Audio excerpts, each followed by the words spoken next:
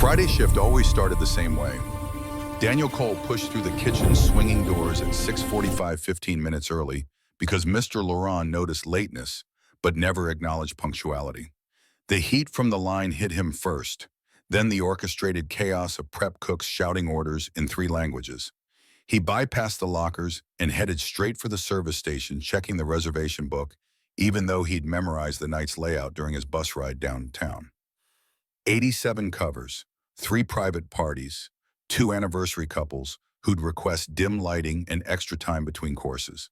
Table 12 reserved for 8 o'clock, no name listed, but Daniel knew who'd occupy that corner spot.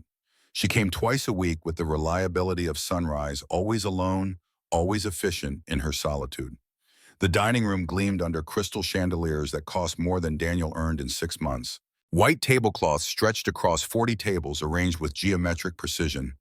Floor-to-ceiling windows framed the downtown skyline glass towers reflecting the dying sun in shades of copper and gold. Lumiere occupied prime real estate in a city that measured worth in square footage and proximity to power. The restaurant didn't advertise. It didn't need to. People who mattered knew it existed, and people who didn't couldn't afford the entry fee disguised as a menu. Daniel straightened his black vest and checked his reflection in one of the mirrors near the bar. 35, but looking older when exhaustion settled into the creases around his eyes. The beard helped obscure the face he used to see in his bathroom mirror 3 years ago, back when he kept his jaw clean and his hair military short, back when he wore a badge instead of an apron. He'd put on weight since then, mostly in his shoulders and chest, the kind that came from lifting his daughter and carrying groceries up 3 flights of stairs instead of maintaining the fitness standards required for patrol duty.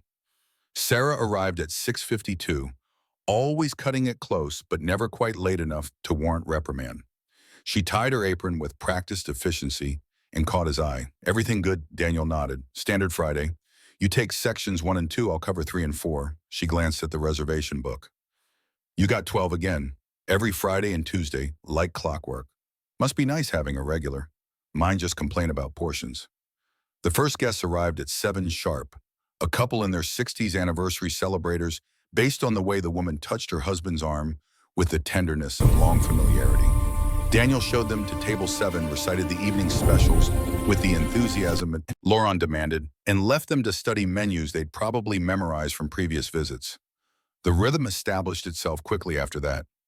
Seat guests, bring water, explain specials, take orders, deliver food, clear plates, repeat.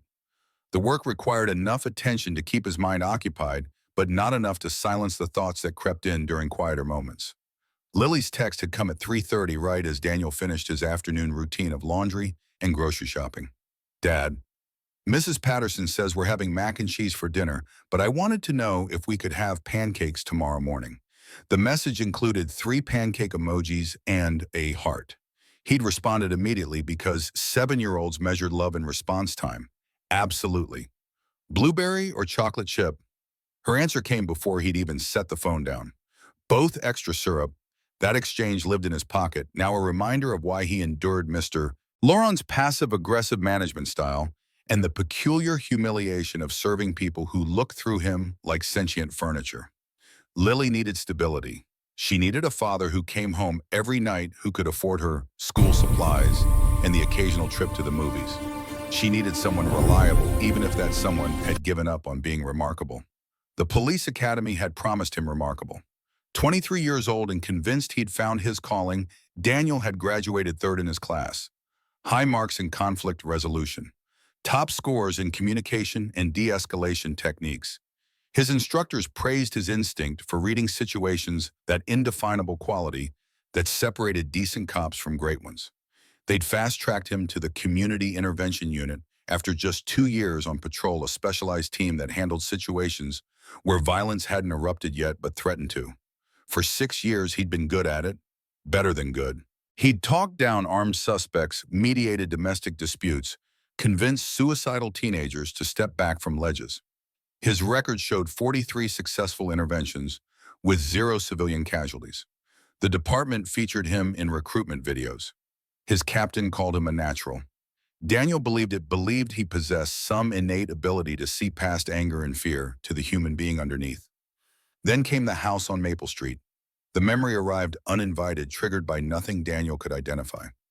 Maybe the way a diner at table 4 had raised his voice at his wife, or maybe just the particular quality of the evening light filtering through Lumiere's windows. Either way, Daniel was suddenly back in that cramped living room with its worn carpet and family photos covering water-stained walls. The call had come in at 9:15 on a Tuesday. Neighbors reported shouting things, breaking a woman screaming for help. Daniel arrived with his partner, Rodriguez, a veteran who'd seen everything twice and trusted nothing. They'd knocked. The husband answered, already calming down, that post-rage exhaustion settling into his features. His knuckles were scraped. A lamp lay shattered on the floor behind him. Daniel had done everything right. He'd separated them, spoken to the wife in the kitchen, while Rodriguez kept the husband in the living room. She'd had a bruise forming on her left cheekbone, defensive marks on her forearms. Standard signs. But when Daniel asked if she wanted to press charges, she'd shaken her head. He gets like this sometimes when he drinks. It's fine. He'll sleep it off. The words triggered every warning in Daniel's training. Classic abuse pattern, victim minimizing. Danger wasn't over. But the husband had cooperated fully. He'd answered questions calmly, agreed to leave for the night, even called his brother to pick him up. No weapons visible, no active threats. The legal threshold for arrest hadn't been met without the wife's cooperation, and Daniel couldn't force her hand. Still, something had screamed wrong in his gut, the way she'd glanced toward the living room every few seconds, the tremor in her hands that had nothing to do with cold. He'd pulled Rodriguez aside. We should stay, post someone outside for the night. Rodriguez had checked his watch. We've got 3 other calls backed up. He's leaving. Brother's on the way. What else you want to do? Daniel had looked at the wife one more time. She'd met his eyes with an expression he couldn't decode. Fear, resignation, desperation masked as acceptance. He'd given her his card, made her promise to call if anything changed, told her about shelters and resources. She'd nodded at everything and said nothing. The husband's brother arrived. They'd watched him leave. Daniel and Rodriguez had cleared the scene and moved on to the next call. 2 hours later, the husband returned. No brother. No cooling off. Just unfinished rage and a woman alone. By the time neighbors called again, she was unconscious on the kitchen floor. 3 broken ribs, fractured jaw, skull fracture. She'd survived barely and pressed charges from her hospital bed. The husband went to prison. The intervention that saved her life came too late to prevent the damage Daniel had promised to stop. He'd replayed that night 1,000 times, searching for what he'd missed.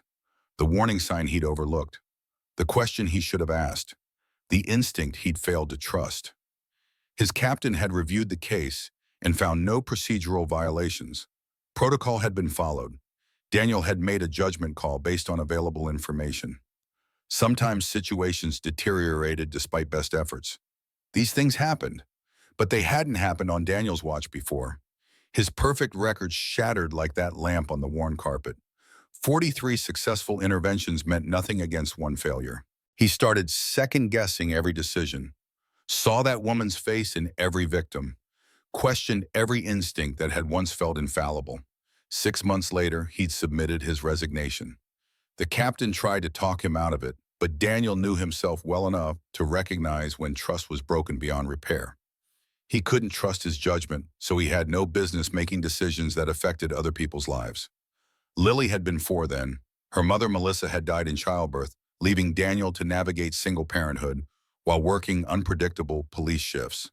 His parents lived 3 states away. Melissa's family had never approved of their relationship. He'd cobbled together childcare through a combination of department wives and expensive daycare, always feeling like he was failing his daughter by choosing work over presence. Leaving the force meant leaving steady income and benefits, but it also meant being available. Being there, not missing another school performance or birthday party because some crisis demanded his attention. The transition to civilian life had been harder than he'd anticipated. Turns out society didn't have much use for an ex-cop whose primary skill was talking to angry people. He'd burned through savings while applying for jobs he wasn't qualified for, slowly lowering his standards until he'd found work as a security guard at a shopping mall. The pay barely covered rent. After 8 months of watching teenagers shoplift makeup and breaking up food court arguments, Daniel had answered an ad for Lumiere. The restaurant needed servers willing to work nights and weekends. Experience preferred but not required. He'd lied on the application, inventing a history of restaurant work, betting that Mr. Laurent wouldn't bother checking references for a position that paid $10 an hour plus tips. The bet paid off. 3 years later, Daniel knew the rhythm of Lumiere's dining room better than he'd ever known the streets he'd patrolled. He understood which guests wanted conversation and which preferred invisibility. He memorized preferences, anticipated needs, and collected tips that turned his barely livable wage into something that covered rent, groceries, and Lily's growing list of needs. The work was honest, simple. It required nothing more than showing up on time and executing tasks that came with clear instructions and measurable outcomes. No judgment calls, no lives hanging in the balance. Just water glasses to refill and plates to deliver. The main rush hit at 7:30. Tables filled quickly as downtown workers traded business casual for evening wear as couples arrived to celebrate occasions that required white tablecloths and wine lists. Daniel moved through his section with practiced efficiency, balancing 3 plates on his left arm while his right hand delivered water glasses. He smiled at appropriate moments, laughed politely at weak jokes, and accepted compliments on food he hadn't prepared as though personally responsible for its excellence. Table 12 remained empty at 7:45. Daniel caught himself glancing at it more frequently than necessary, an unconscious habit he'd developed over the past year. Elena Park's reservation stood out not because of what it represented, but because of what it didn't. No +1, no celebration, no business dinner disguised as social occasion. Just a woman who came alone to eat efficiently before disappearing back into whatever life required such rigid scheduling. He'd looked her up once months ago, curious about the woman who tipped precisely 22% every visit and never made eye contact. Google provided plenty of information. Elena Park, founder and CEO of Park Ventures, a private equity firm specializing in manufacturing and industrial investments. 38 years old. Born in Seattle to Korean immigrant parents. Undergraduate degree from Stanford, MBA from Wharton. Featured in Forbes' 40 Under 40 list 3 years running.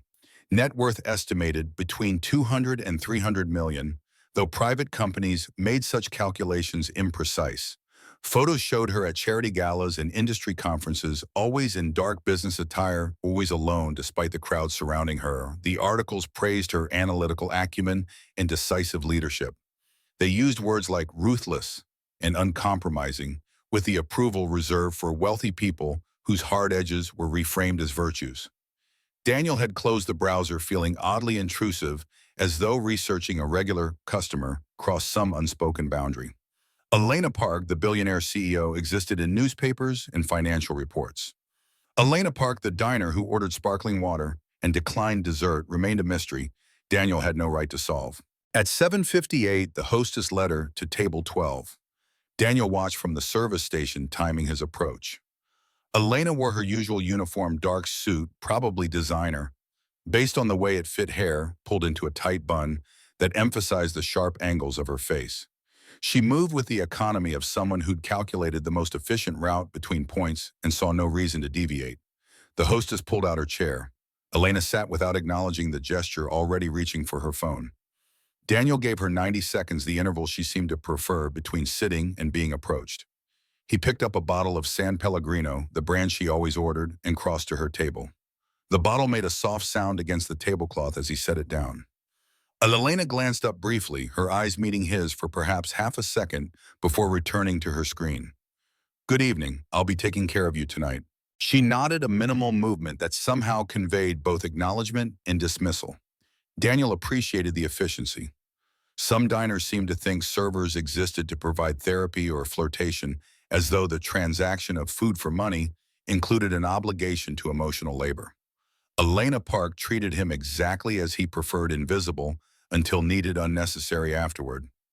"Can I start you with anything besides water?" The usual, which meant the Caesar salad with dressing on the side, followed by grilled salmon with steamed vegetables. No butter, no sauce. Daniel wrote nothing down because he'd memorized her order months ago. He refilled her water glass from the San Pellegrino and retreated, leaving her to whatever consumed her attention on that glowing screen. His phone buzzed in his pocket as he returned to the service station.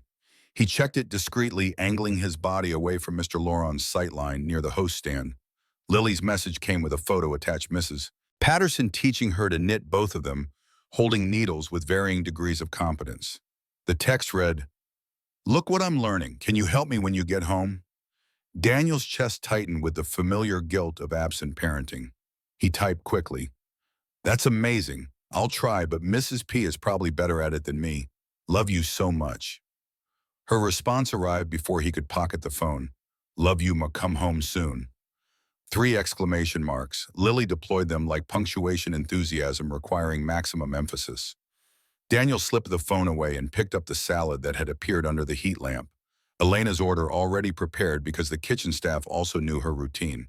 He delivered it with minimal interruption, placed it on her right side as she preferred, confirmed she needed nothing else, and withdrew. The evening settled into its expected rhythm. Tables 2 through 8 required standard service, attentive but unobtrusive, friendly but professional. A business dinner at table 5 wanted separate checks. The anniversary couple at 7 requested recommendations for dessert. A first date at table 3 needed help decoding the wine list.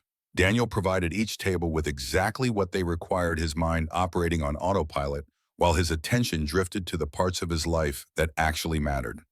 Tomorrow was Saturday, his day off, which meant sleeping until 8 instead of 6. Pancakes with Lily. Maybe the park if weather held. The forecast promised mild temperatures and clear skies, the kind of autumn day that made the city almost tolerable. He could push Lily on the swings while other parents sat on benches scrolling through phones, all of them pretending their children's work joy didn't terrify them with its fragility. 7-year-olds believed in permanence. They hadn't learned yet that everything good eventually disappeared. Melissa had believed in permanence, right up until complications during delivery had cascaded into catastrophe, right up until doctors had given him impossible choices between 2 lives he'd wanted to protect. He'd chosen Lily because that's what Melissa would have wanted, and spent every day since wondering if that choice made him a good husband or a coward who'd let his wife die to avoid the impossibility of raising a child alone. Either way, Lily existed because Melissa didn't, and that equation felt wrong, no matter how Daniel tried to balance it. The front door opened at 8:17, off schedule enough to pull Daniel's attention from his circular thoughts. 4 men entered Lumiere with the wrong energy. Their clothes were wrong: work jeans and scuffed boots, canvas jackets showing wear. Their posture was wrong: shoulders, tight jaws set, eyes scanning the dining room with focused intensity. Their movement was wrong. Not the uncertain shuffle of people unsure if they could afford the entry fee, but the purposeful stride of men who'd come for a specific reason that had nothing to do with dinner.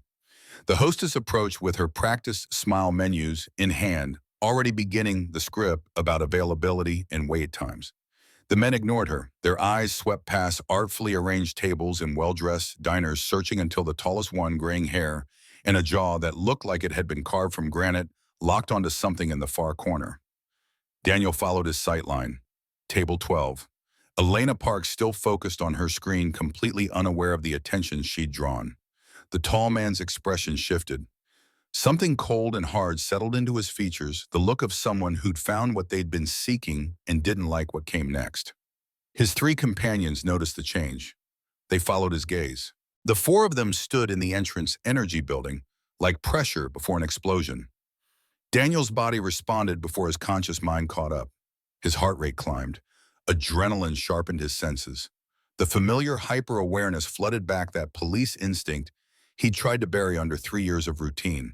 This wasn't 4 diners looking for a table. This was something else, something dangerous. He set down the wine bottle he'd been holding and moved closer, using the excuse of checking on nearby tables. The 4 men finally acknowledged the hostess, but their attention remained divided. They pointed toward a table near Elena's section.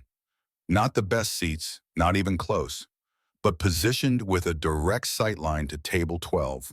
The hostess led them across the dining room. Their boots made heavy sounds against the polished floor, drawing glances from other guests. They sat without removing their jackets, without opening menus, without any of the usual adjustment behaviors people exhibited when settling in for a meal. They just sat, 3 of them facing Elena's direction, the 4th twisted in his chair to maintain visual contact. Daniel picked up a water pitcher and moved into position at table 9, close enough to overhear fragments of conversation. He poured water for the couple who didn't need refills, buying himself time. That's her. The tall one's voice carried an edge that had nothing to do with volume. His companions leaned in attention, focused. You absolutely sure? This one younger with the nervous energy of someone running on fear and anger in equal measure. Look at the reservation list. Park. That's the CEO of Park Ventures. I memorized her face from the news. Daniel's grip on the pitcher tightened. He forced his movements to remain casual.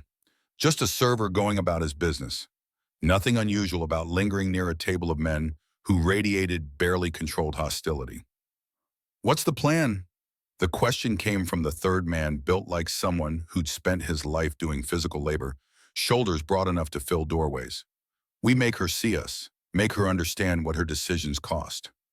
Daniel glanced at Elena. She remained focused on her screen tablet, propped against the small vase of orchids that marked every table at Lumiere. Her salmon had arrived. She ate with the same efficiency she brought to everything else, knife and fork moving in practiced rhythm, pausing occasionally to scroll or type something on the glowing screen. She had no idea four men sat 15 feet away, watching her with the kind of attention that preceded violence. Daniel needed to think. His training screamed warnings. 4 against 1. Enclosed space full of civilians. Woman alone and unaware. But what could he do? Alert Mr. Laurent to a feeling. Ask the hostess to refuse service to paying customers who hadn't actually done anything yet.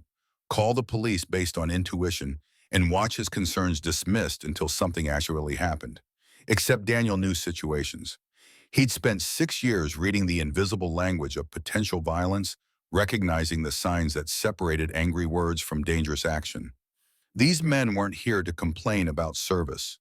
The way they sat, bodies angled forward, hands flat on the table like they were holding themselves in place, every detail screamed threat. The youngest one started to stand. His companions grabbed his arms. Not yet. We need to think this through. Think. We've been thinking for 8 months. I'm done thinking. The tall one, clearly the leader, raised a hand in a calming gesture that failed to match the fury in his eyes. His gaze never left Elena. We do this smart. We came here to make a point, not to get arrested. I don't care about arrested. I care about making her understand. Daniel moved away from table 9, mind racing through options. He could approach the 4 men directly, insert himself into their conversation, but that would likely accelerate whatever they'd planned. He could warn Elena, but that might provoke an immediate confrontation. He could find Mr. Laurent, but the manager's concern would be for the restaurant's reputation, not for preventing potential violence.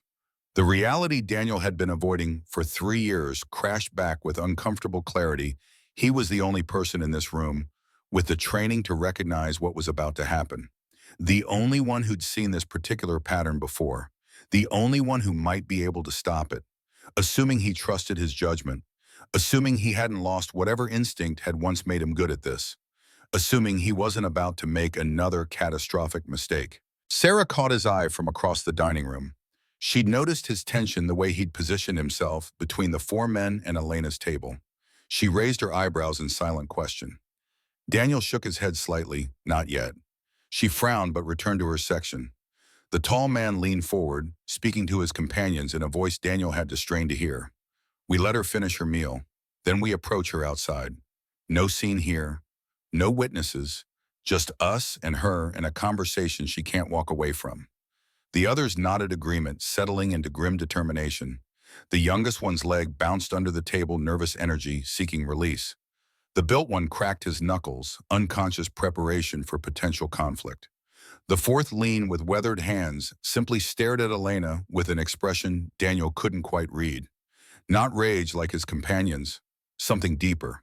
Something that looked like profound betrayal.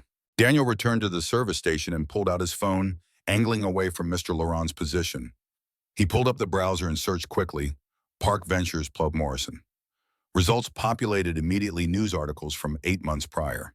His eyes scanned headlines. Park Ventures withdraws investment from Morrison Manufacturing. 200 jobs, lost as factory closes. Workers protest outside shuttered plant. Union representatives blame private equity for community devastation.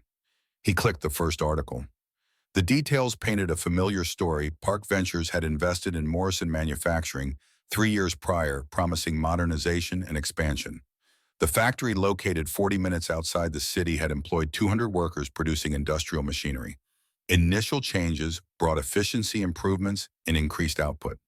Then last year, Park Ventures conducted a routine review and determined the investment wasn't generating sufficient returns. They pulled funding. The factory lasted 3 months on reserves before declaring bankruptcy. 200 people lost jobs. The surrounding community, already struggling, lost its largest employer. The article included quotes from union representatives and displaced workers. "We weren't just numbers on a spreadsheet. We were people with families, with mortgages, with lives built around stable employment. Park Ventures treated us like we were disposable." One worker's statement stood out. "My daughter had to leave college. My wife left me because I couldn't pay bills. Park Ventures destroyed my life and didn't even have the decency to explain why." Daniel's stomach knotted. He understood now why four men had traveled downtown to a restaurant they couldn't afford, why they watched Elena Park with the focused intensity of people nursing 8 months of accumulated rage and desperation. They weren't here for conversation. They were here for accountability, for acknowledgement, for someone to see the human cost of business decisions made in climate-controlled offices far removed from factory floors. And Elena had no idea any of it existed. She sat in her corner, eating salmon and reviewing whatever data consumed her attention, completely unaware that her past had just walked through the front door. Daniel pocketed his phone and looked at the four men. The youngest one's leg had stopped bouncing. They'd settled into waiting, watching, building courage from each other's presence. Whatever happened next would happen when Elena finished her meal and left the safety of Lumiere's dining room. Daniel had maybe 20 minutes to decide what to do. The memory of Maple Street resurfaced uninvited and unwelcome. He'd walked away from that house confident in his judgment, certain he'd read the situation correctly, and his certainty had left a woman in the hospital. Every instinct he'd trusted had failed. So what made him think his instincts were reliable now? What if he intervened and escalated a situation that would have resolved peacefully? What if his presence made things worse? But what if he did nothing and Elena Park ended up hurt or dead because he'd been too afraid to trust himself? The question that had driven him from police work returned with uncomfortable force. How do you make decisions that affect other people's lives when you can't trust your own judgment? Daniel had answered it 3 years ago by removing himself from positions that required such decisions. But standing in Lumiere's dining room, watching four desperate men watch a woman who'd destroyed their livelihoods without knowing their names, he realized removal wasn't actually an answer. It was just cowardice with better branding. Elena set down her fork. She'd finish the salmon. She'd order coffee next black with no sugar, then work on her tablet for exactly 15 minutes before requesting the check. Routine Daniel had memorized over dozens of visits. Routine that gave him a timeline for intervention if he chose to intervene. The tall man shifted in his seat. His companions noticed the movement. They straightened almost imperceptibly, bodies readying for action. The youngest one's hands flexed open and closed. The built one rolled his shoulders.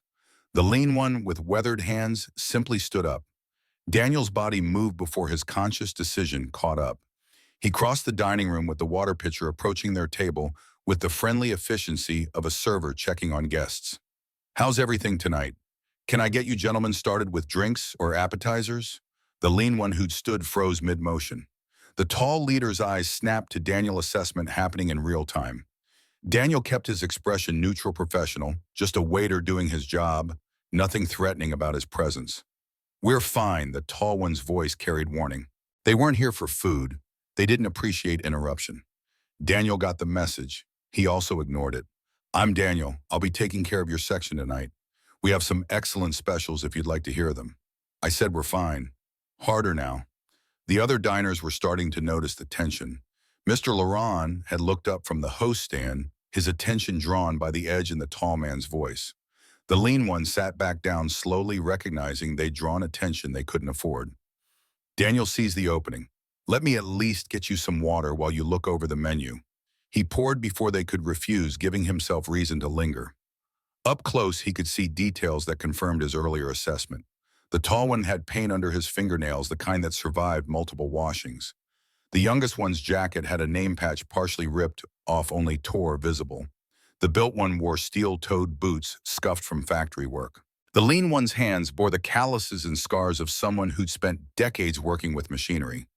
These were Morrison workers, former Morrison workers, men who'd come here after 8 months of unemployment in accumulated desperation, who traveled to a restaurant they couldn't afford because the woman who'd destroyed their lives treated it as routine dinner location. Daniel met the tall one's eyes. Recognition flickered across the man's face, confusion following immediately behind. He squinted, studying Daniel's features with the intensity of someone trying to place a familiar face in an unexpected context. "Have we met?" The question came loaded with suspicion. Daniel had maybe 3 seconds to decide how to answer before this situation deteriorated beyond salvage. He could lie, deny any connection, retreat to safety behind his server persona. Or he could acknowledge the truth and hope that shared history might create enough common ground for de-escalation. The decision made itself. Daniel had spent 3 years hiding from his past. Time to find out if that past could actually help instead of just haunt. 5 years ago, bar fight at Rosie's on the south side. I was the officer who broke it up. The tall man's expression shifted through several emotions in rapid succession. Surprise, confusion, understanding, then something harder. "Officer Cole, the calm one, you didn't rough us up like the others wanted to." Daniel nodded. He remembered now. 4 men drunk and angry about something he'd never learned the details of, swinging fists in a parking lot outside a dive bar. He'd arrived first, separated them before serious damage occurred, treated them like human beings instead of problems to be solved with force. They'd all been arrested, spent a night in jail, paid fines. Minor incident in the grand scheme of police work. "I'm not an officer anymore." Obviously. The tall man's tone carried layers Daniel couldn't quite interpret. The youngest one, the one with the damaged name patch, leaned forward. "Wait, you're the cop from Rosie's. The one who bought us coffee at the station." Daniel had forgotten that detail. He'd grabbed 4 cups from the break room vending machine, figured they'd sober up faster with caffeine in their systems. Minor gesture barely worth remembering, but apparently it had registered with them. "I left the force 3 years ago. Why?" The question came from the built one, genuinely curious beneath the hostility. Daniel considered how much truth to offer. These men had come here with a purpose. They'd traveled to Lumiere to confront Elena Park, to force acknowledgement from someone who treated their lives as disposable variables in a profit calculation. They were wound tight with rage and desperation, balanced on the edge of decision that would define their immediate future. And Daniel, who'd spent 3 years avoiding exactly these kinds of situations, stood here trying to figure out if honesty would diffuse the tension or accelerate the crisis. "I made a mistake. Someone got hurt because I trusted my judgment when I shouldn't have. I couldn't do the job after that." The words landed in the space between them. The tall man studied Daniel with new attention, seeing past the waiter's vest to the person underneath. "So you know what it's like to lose the thing you were good at." Daniel nodded. The parallel was uncomfortably clear. These men had lost identities built around work they'd mastered. Daniel had lost his identity when he'd stopped trusting the instincts that made him good at police work. They'd spent 8 months adrift. He'd spent 3 years hiding. Same wound, different timelines. "You here trying to stop us?" The lean one asked the question quietly, but it carried weight. Daniel realized he'd passed some invisible threshold. They'd gone from viewing him as obstacle to viewing him as potential ally, someone who might actually understand what brought them here. "I'm here trying to make sure nobody gets hurt, including you." The tall one's jaw tightened. His companions exchanged glances. The youngest one's legs started bouncing again. "You know who's sitting over there?" He tilted his head toward Elena's table without breaking eye contact with Daniel. "I know, I looked it up. Park Ventures Morrison Manufacturing. 200 jobs. Then you know why we're here. I know you're angry. I know you have every right to be. But whatever you're planning won't fix anything." The youngest one stood abruptly. His chair scraped loudly against the floor. Other diners looked over. Mr. Laurent started moving from the host stand. "You don't know what we're planning. You don't know anything about us." Daniel kept his voice calm, drawing on skills he'd tried to forget. The youngest one was the weak link, the most volatile, the one most likely to push the situation past the point of peaceful resolution. He needed de-escalation fast. "You're right, I don't know your situation, But I know doing something here in front of witnesses in a public place that ends with you in handcuffs, or worse. And then what happens to your families? Your kids, the people depending on you but don't have a family anymore. My wife left, took my son, because I couldn't provide, because I couldn't be the man she married. The words came out raw pain and humiliation mixing with rage. The youngest one's hands were shaking. Daniel recognized the signs, adrenaline fear, desperation, all combining into volatile cocktail that clouded judgment and accelerated poor decisions. Mr. Laurent arrived before Daniel could respond. The manager's expression broadcast disapproval and concern in equal measure. Is there a problem here? The question was directed at Daniel Tone, making clear who'd be blamed if the answer was yes. Just taking their order, Mr. Laurent. These gentlemen seem agitated. Perhaps they'd be more comfortable at another establishment. The tall one stood slowly. His companions followed. They faced Mr. Laurent with the unified hostility of men who'd spent 8 months being dismissed and diminished by people in suits. We have as much right to be here as anyone. Lumiere maintains certain standards. If you're unable to conduct yourselves appropriately, we're conducting ourselves just fine. We sat down. We're looking at menus. That's what people do in restaurants. The built one's voice carried a dangerous edge. Other diners were watching now, dinner conversation abandoned in favor of potential drama. Sarah had moved to Daniel's side, her presence offering backup he hadn't requested, but appreciated. Elena Park looked up from her tablet. For the first time since Daniel had started serving her, genuine attention crossed her features. She registered the confrontation, assessed the situation with the analytical focus she probably brought to business decisions, then made a choice Daniel didn't expect. She stood. She walked toward their table. She inserted herself directly into the conflict with the confident stride of someone accustomed to commanding rooms. Is there a problem?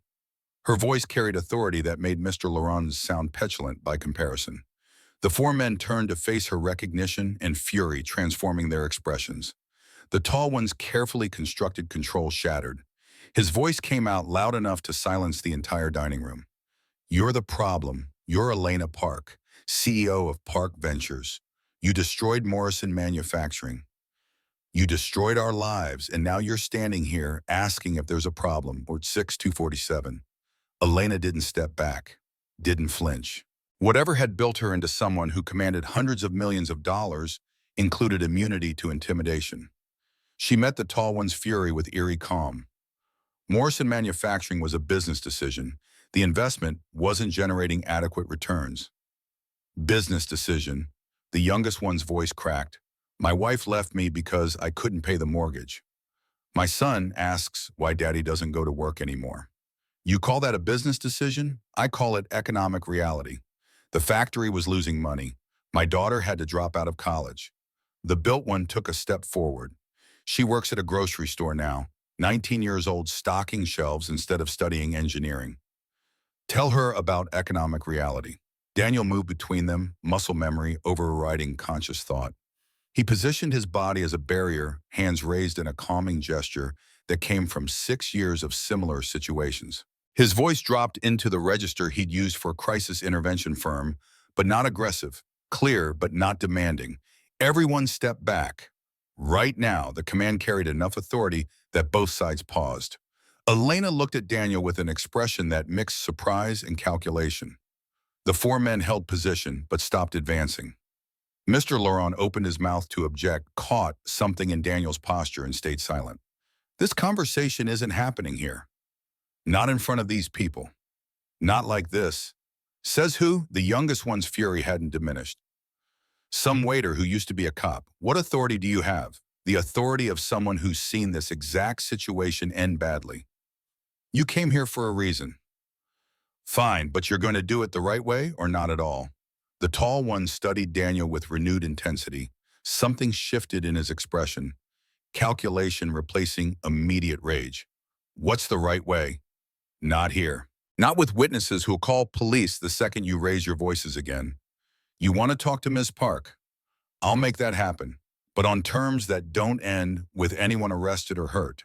The lean one with weathered hands spoke for the first time since they'd sat down. Why would you help us? You work for people like her. I work for tips. Right now, I'm trying to stop something everyone here will regret. Daniel turned to Elena. She stood with her arms crossed, body language, broadcasting defiance, even as her eyes showed the first hints of uncertainty. You came here twice a week for a year. I've served you probably 60 times. I've never asked you for anything. I'm asking now, give these men 20 minutes. Hear what they have to say. If you still want them arrested after that, I won't stop you.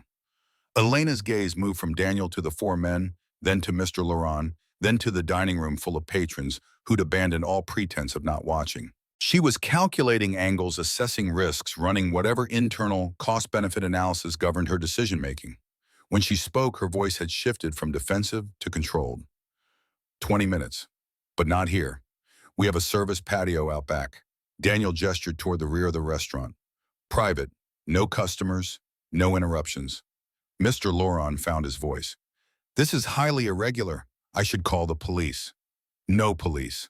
Elena's CEO voice had returned, the one that ended discussions by virtue of speaking. Not yet. These men want to talk. I'll hear them out. Miss Park, I really must insist you insist on nothing. I'm a paying customer. These are guests I've invited to speak with me privately. Daniel is facilitating. That's all that's happening. The manager's face cycled through several shades of red. He looked at Daniel with an expression promising future consequences, then retreated to the host stand with wounded dignity. Daniel led them through the dining room, past tables where conversations had stopped entirely, past servers who watched with open curiosity. Sarah caught his eye. She mouthed, "Be careful." He nodded once, acknowledging concern he probably should have felt more acutely. The service patio lived up to its utilitarian name. Concrete floor, brick walls, metal furniture that looked like rejects from the dining room's original setup. String lights hung overhead, half burned out, casting uneven illumination. The space smelled like grease from kitchen exhaust and whatever cigarettes the line cooks smoked between rushes. Not romantic, not comfortable, but private. The four men filed out first, then Elena, then Daniel. The door closed behind them, muffling the ambient restaurant noise. Out here, city sounds took over, distant traffic sirens, blocks away the mechanical hum of air conditioning units. Daniel pulled out one of the metal chairs. The gesture was practical, meant to establish the patio as meeting space rather than confrontation zone. Nobody sat. The tall one turned to face Daniel directly. You said you'd make this happen. It's happening.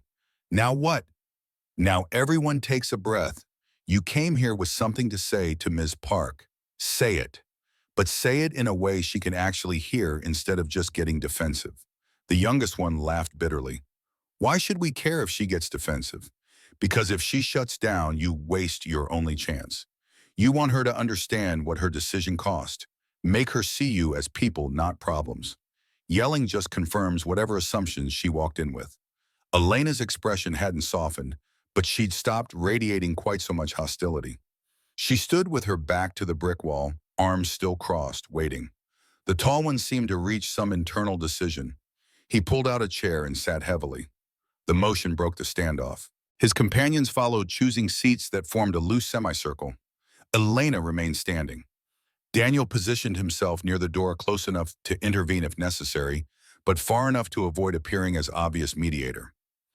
You want to understand? The tall one looked at Elena with exhaustion, replacing fury.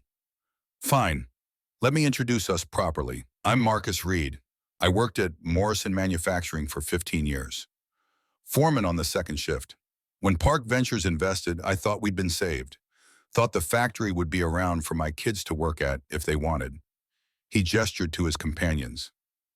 They introduced themselves with the weary resignation of people telling stories they'd repeated too many times. Jimmy Torres, 12 years. I was a welder. Did specialty work, custom pieces that required precision. I was proud of that. My wife was proud of me. Past tense. Carlos Mendez, 20 years. Maintained the machines. Fixed them when they broke down. Kept production running even when equipment should have been replaced years ago. Ray Sullivan, the lean one with weathered hands, spoke quietly. Ran third shift. 52 people under my supervision. They trusted me to keep them informed, to fight for them when management made decisions. I let them down. Elena's arms loosened slightly, dropping from full defensive posture to something marginally less rigid. When she spoke, her voice had lost some of its sharp edge. I remember the Morrison file. We invested 3 years ago. Initial improvements looked promising. Then market conditions shifted. Demand for industrial machinery dropped. The factory couldn't adapt fast enough. We pulled funding when it became clear the investment wouldn't generate sufficient return. Sufficient return. Marcus's voice dripped with contempt. We weren't generating sufficient return, so you threw us away. That's business. When investments fail, you cut losses. Jimmy stood abruptly. Chair scraped against concrete. Investments fail, not people. We didn't fail. We showed up every day, did our jobs, met production quotas. We didn't fail. You failed us. The economic model wasn't sustainable. Elena's composure remained intact, but Daniel could see effort behind the control.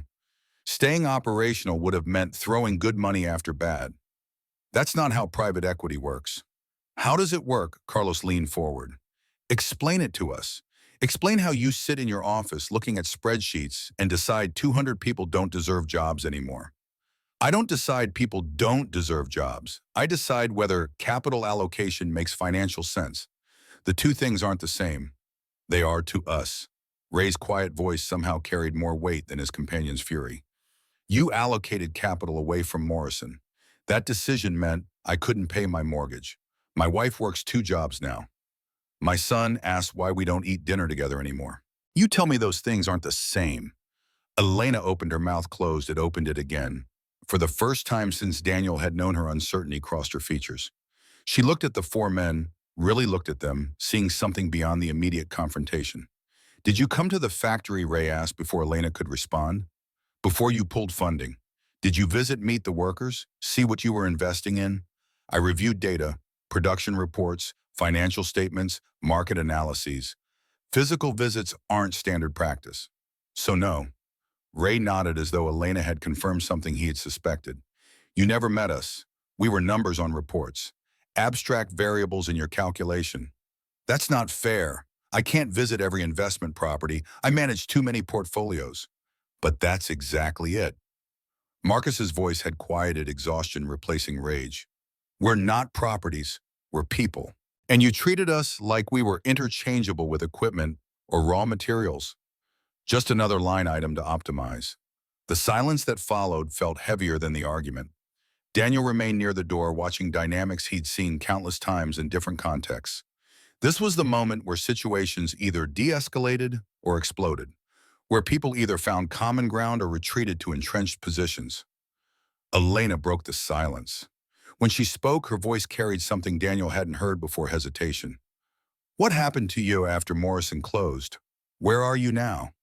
Jimmy laughed without humor. I'm nowhere. I fill out applications, get interviews. They see 8 months of unemployment and assume I'm damaged goods. My wife left 3 months ago. Took our son. I see him every other weekend if I can scrape together gas money. My daughter dropped out of college. Carlos's hands were clasped together, knuckles white. Works retail now. She tells me it's temporary, that she'll go back eventually. We both know she won't. Student loans don't pause. Dreams don't wait. Ray said nothing. His expression said everything. Marcus met Elena's eyes. I pretend to go to work.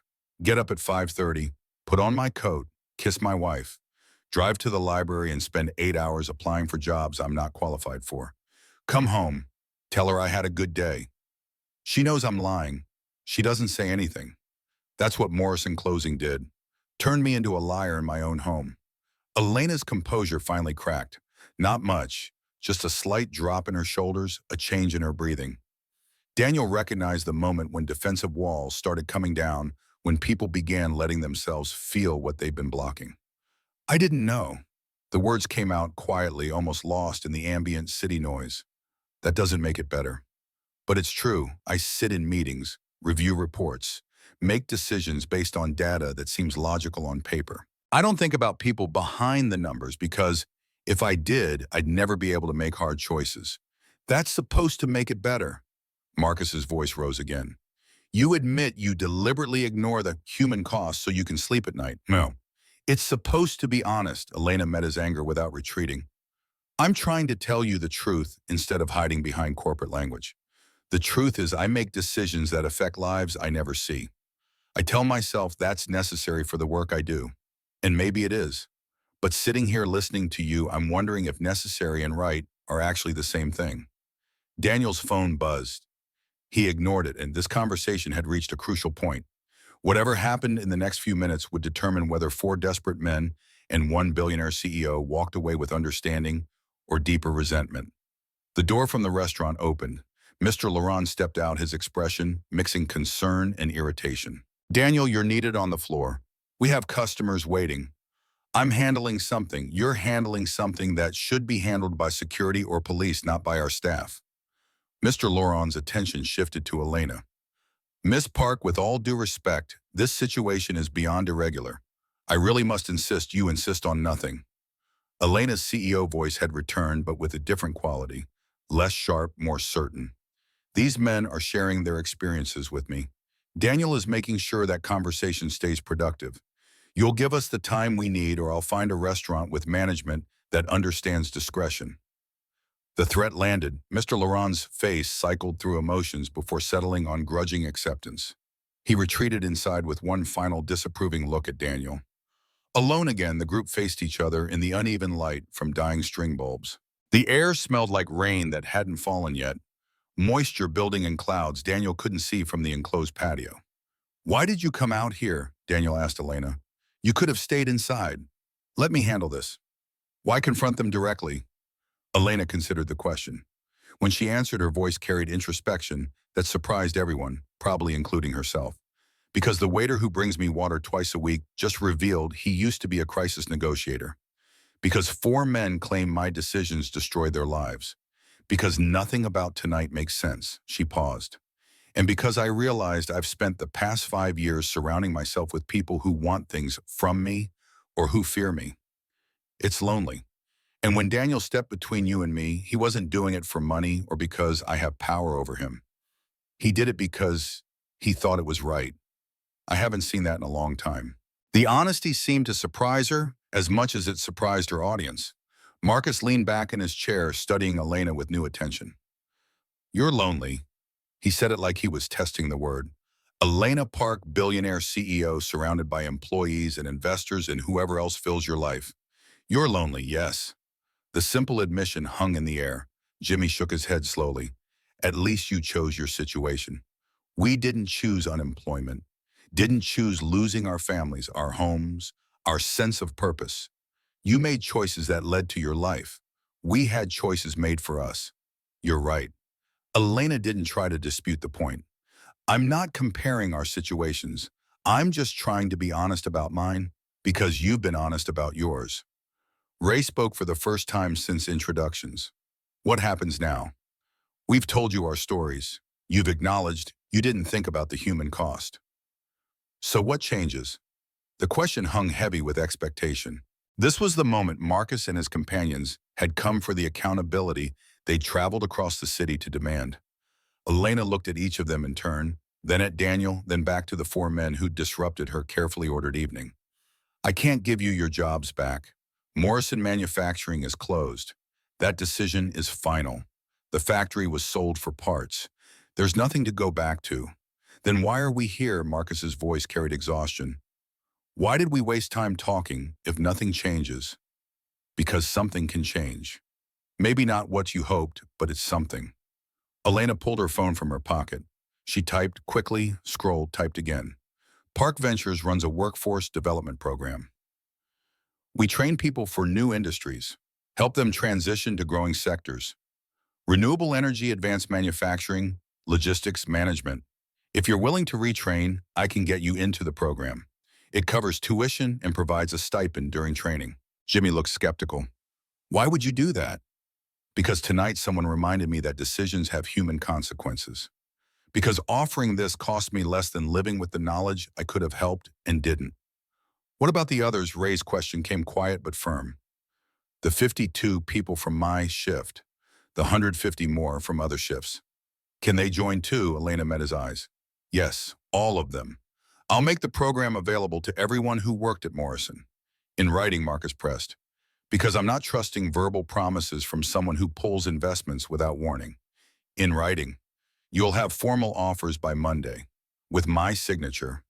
Elena's voice carried conviction. This isn't charity, it's recognition that I made a decision without considering all its implications. This is me trying to do better. The four men exchanged glances. Daniel watched the silent communication between them, years of working together creating language beyond words.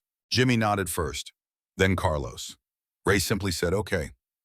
All eyes turned to Marcus. He sat silent for a long moment, jaw-tight, hands flat on the table. Daniel could see the war happening behind his eyes. Bitterness fighting against pragmatism, pride wrestling with necessity, rage struggling against exhausted hope. Fine. Marcus's voice came out flat. We'll try it. But if this is another corporate promise that disappears, if you pull funding or change terms, or decide it's not generating sufficient return, we'll be back. And next time won't be this civil. Understood. Elena pocketed her phone. I'll have my assistant contact you Monday morning. In the meantime, I need your contact information. They exchanged numbers with the awkward formality of enemies negotiating temporary ceasefire. Not trust, not forgiveness, but maybe the beginning of something that wasn't purely adversarial. The door opened again. Sarah stepped out, glanced at the group, looked at Daniel. Mr. Laurent says you need to get back to work or he's writing you up. Daniel nodded. His shift wasn't over. He still had tables to serve orders to take the mundane responsibilities that paid rent and kept his daughter fed. This detour into crisis management had consumed maybe 40 minutes, but felt like hours. Marcus stood, extended his hand to Daniel. You're all right, Cole. Don't know why you gave up police work, but you're good at it. Daniel shook his hand. Had to. Someone got hurt because I wasn't as good as I thought. The honesty created a moment of connection. Marcus's grip tightened briefly before releasing. Tonight proves otherwise. You saw a bad situation developing. You stopped it from getting worse. That's the definition of good at your job. The four men filed back through the restaurant, drawing stares from diners who'd resumed eating, but remained alert to ongoing drama. Elena stayed on the patio with Daniel. For the first time since he'd started serving her a year ago, they stood in the same space without the transaction of food and money between them. Thank you for stepping in. Elena's voice had lost its CEO edge entirely. She sounded tired, maybe even vulnerable. You didn't have to do that. Yeah, I did. If I'd stayed out of it and someone got hurt, I couldn't have lived with it. Most people would have just called security. Most people weren't trained to handle situations like this. I was. Still am, apparently. Elena studied him with open curiosity. Daniel Cole, waiter who's actually a crisis negotiator. What's your story? Same as theirs, more or less. I was good at something, made a mistake, lost faith in my ability to do the job. Walked away and ended up here. But tonight you trusted yourself. Tonight I didn't have a choice. Someone needed to de-escalate before people got hurt. We always have choices. Elena moved toward the door, then paused. You chose to get involved instead of hiding behind your server role. You chose to treat those men like human beings instead of problems to be managed. You chose to give me a chance to hear them instead of letting it turn into a police matter. Those were all choices, and you made good ones. The words landed uncomfortably. Daniel wasn't used to praise for the skills he'd left behind. Wasn't sure he deserved it, given how badly he'd failed when it mattered most. I should get back to work. Yes, Elena opened the door. But first I need your contact information. Why? Because I want to continue this conversation. And because I think you could help me with something.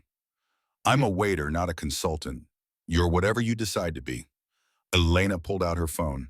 Number, please. Daniel recited it, wondering what he'd just agreed to. Elena typed it in, then looked at him directly. I'll be in touch soon. And Daniel, thank you. Not just for tonight, for showing me something I'd forgotten. What's that? That it's possible to care about people you don't know.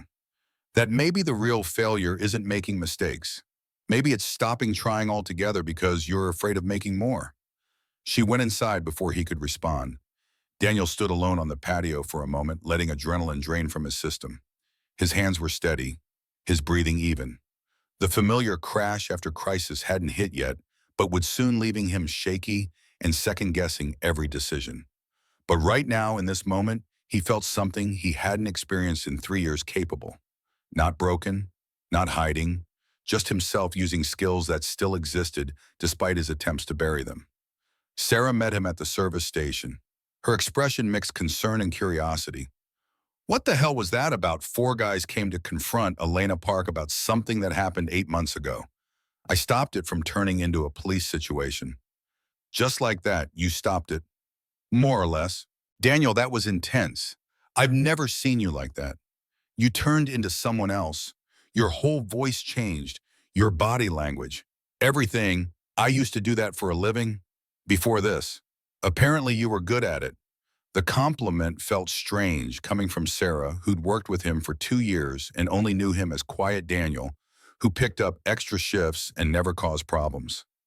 She'd never seen the police officer version of him, the person who'd walked into volatile situations with confidence that seemed justified right up until it wasn't.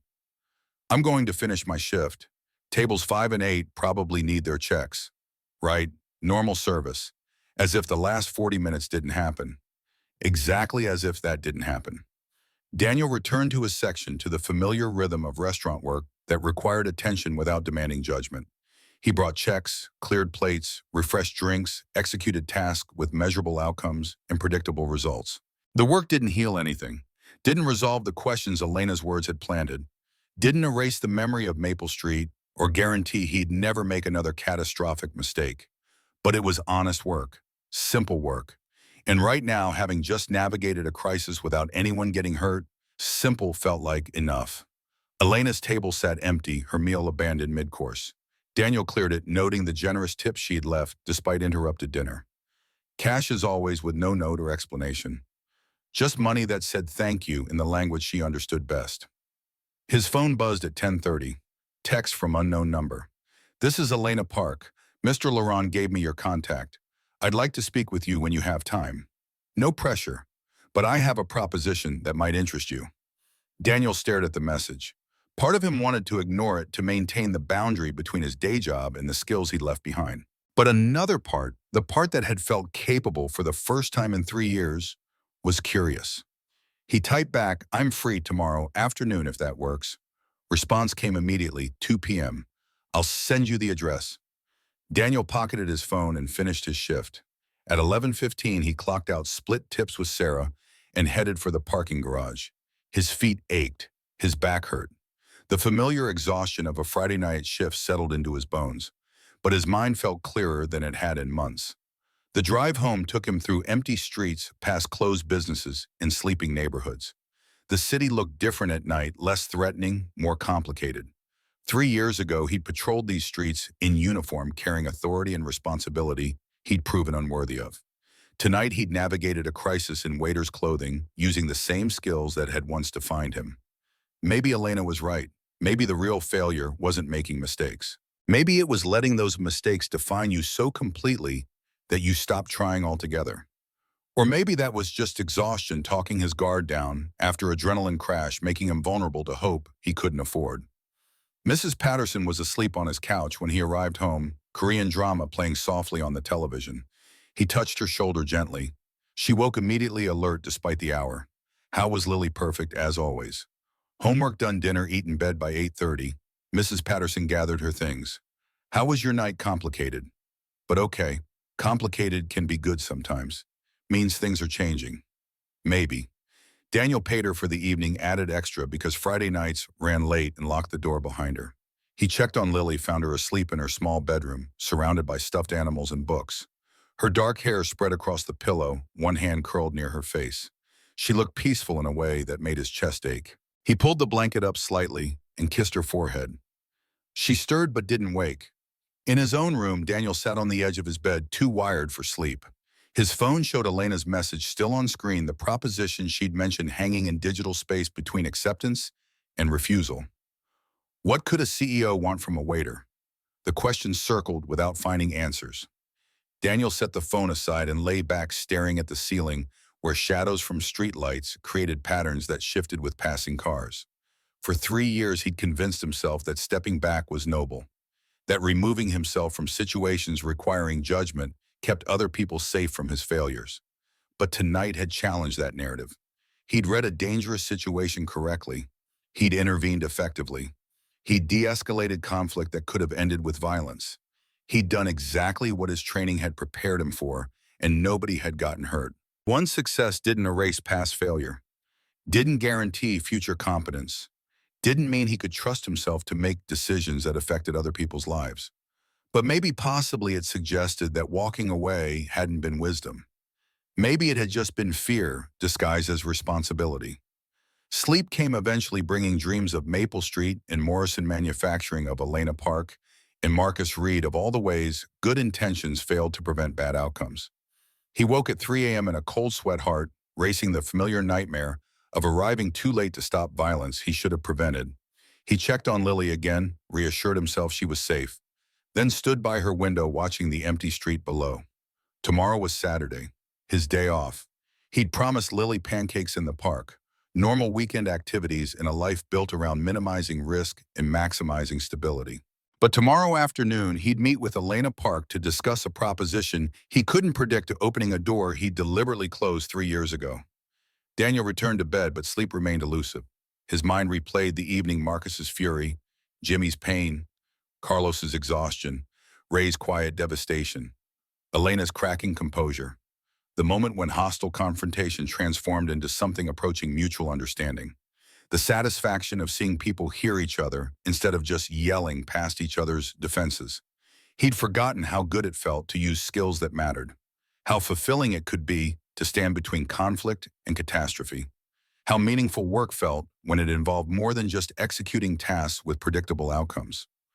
Dangerous thoughts, thoughts that led to hoping for things he'd deliberately put aside, thoughts that made him vulnerable to disappointment when reality inevitably fell short of possibility. But lying in the dark, exhausted and wired simultaneously, Daniel couldn't quite suppress the hope that maybe Elena Park's proposition would offer something more than just another way to avoid challenging himself. Maybe it would offer a chance to use his abilities for something that actually mattered. Maybe, just maybe, it would offer a path back to the person he'd been before Maple Street taught him to fear his own judgment. Morning light filtered through thin curtains, pulling Daniel from restless sleep. 6:30 on a Saturday, his body trained by 3 years of early shifts, refusing to let him rest despite exhaustion. Lily's bedroom door remained closed, silence, suggesting she'd sleep another hour at least. He rose quietly, started coffee, and stood at the kitchen window, watching the city wake. His phone sat on the counter where he'd left it, Elena's message still glowing in his recent text. 2 p.m., an address in the financial district. A proposition that had kept him awake past for imagination, filling the void where information should have been. The coffee maker gurgled. Daniel poured a cup and sat at the small kitchen table, the same table where he'd eaten breakfast alone for 3 years, where Lily did homework, while he reviewed bills he could barely afford to pay. The apartment was small enough that he could see every room from this chair: living room with its second-hand couch, bathroom with its dripping faucet. He kept meaning to fix Lily's room with its door decorated in crayon drawings of families that always included 3 people. She drew what she wanted, not what she had. Daniel understood the impulse. His phone buzzed. Text from Marcus Reed, sent at 6:15, like a man who'd stopped sleeping normal hours. Got an email from Park Ventures. Assistant wants to schedule intake meeting Monday. This real, or are we getting played? Daniel typed back, "It's real. Elena doesn't make promises she won't keep." The response came immediately. "You trust her?"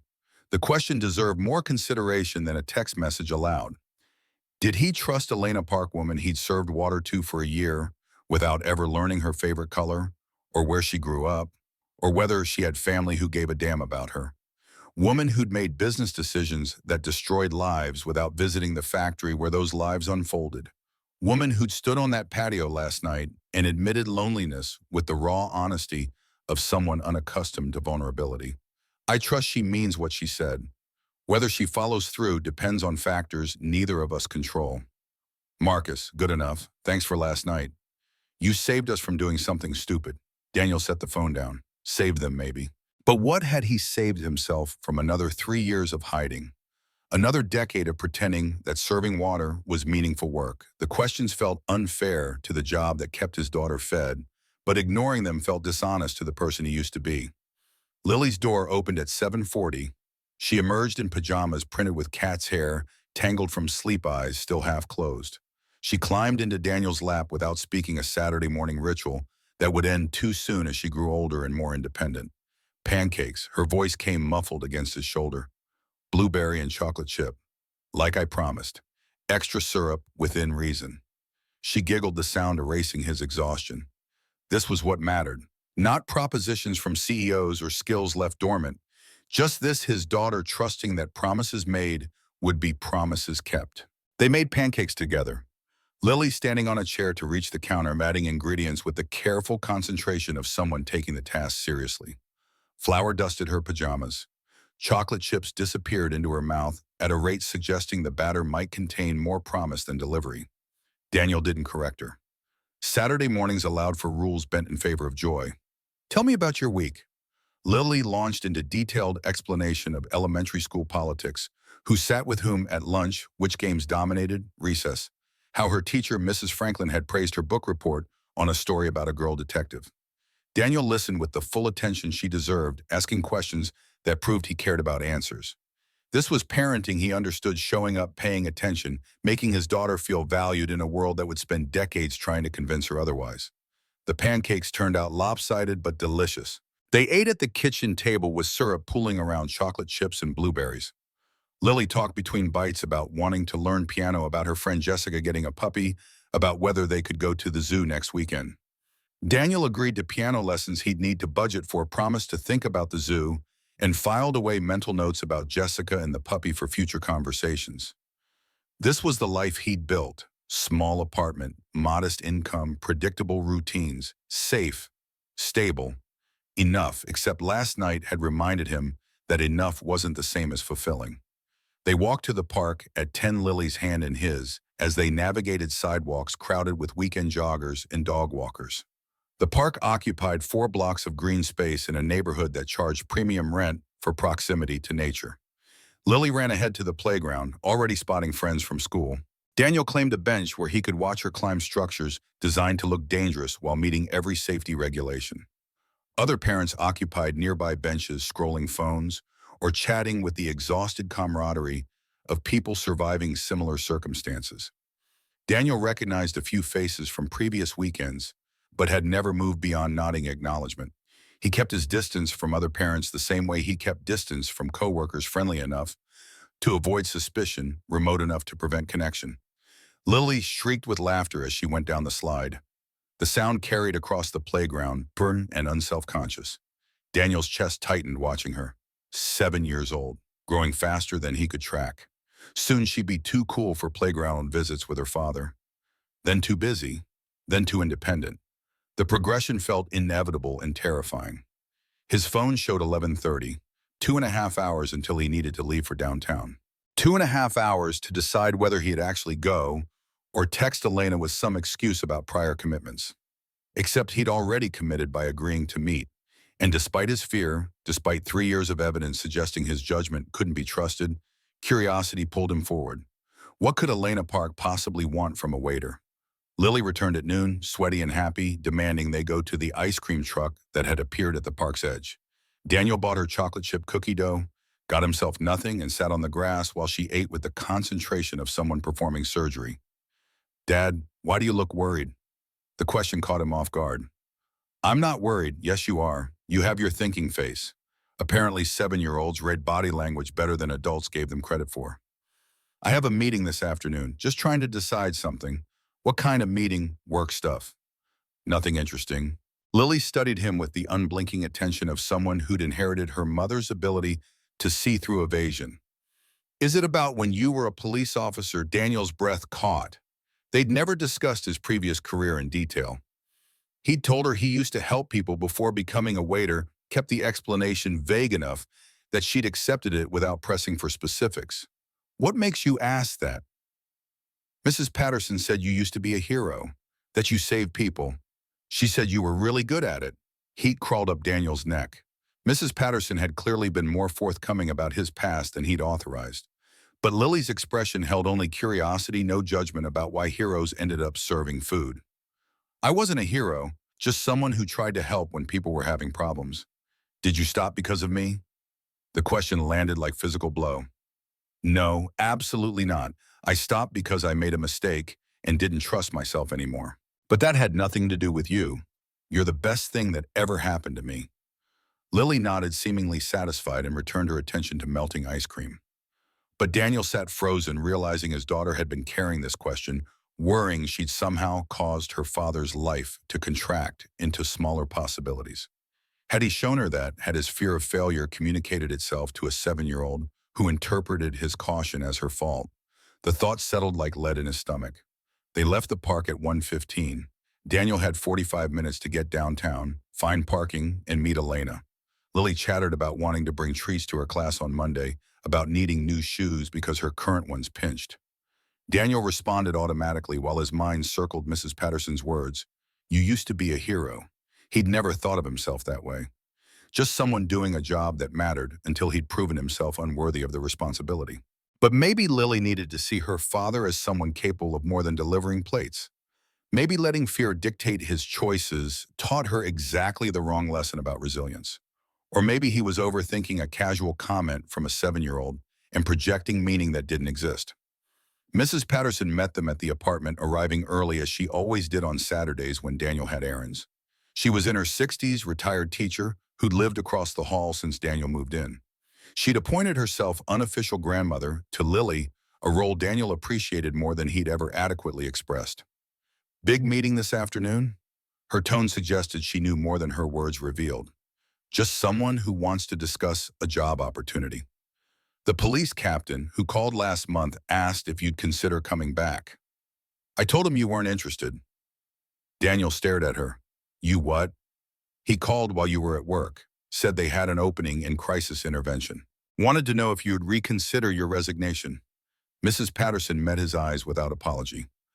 I told him you'd moved on. That wasn't your decision to make. No, but I've watched you hide for 3 years. Watched you pretend that serving food is fulfilling work. Watched you shrink yourself because you were afraid of making another mistake. She glanced at Lily, who disappeared into her bedroom. That child needs to see her father be brave. Not careful, brave. The words stung precisely because they contained truth. Today's meeting isn't about police work, isn't it? Or is it about the same thing, someone recognizing you have skills that matter and asking you to use them? Daniel had no response. Mrs. Patterson smiled, expression mixing sympathy and challenge. Go to your meeting. Let someone remind you who you used to be. Worst case, you say no and come home to make dinner. Best case, you remember there's more to life than playing it safe. She disappeared into the apartment before he could argue. Daniel stood in the hallway, keys in hand, his own neighbor's words echoing too loudly to ignore. The drive downtown took 30 minutes through light weekend traffic. Daniel found parking 3 blocks from the address. Elena had sent a glass tower housing Park Ventures and a dozen other companies that measured success in 8 figures. The lobby gleamed with marble and chrome security desk manned by guards who looked at Daniel's casual clothes with subtle disapproval. He gave Elena's name.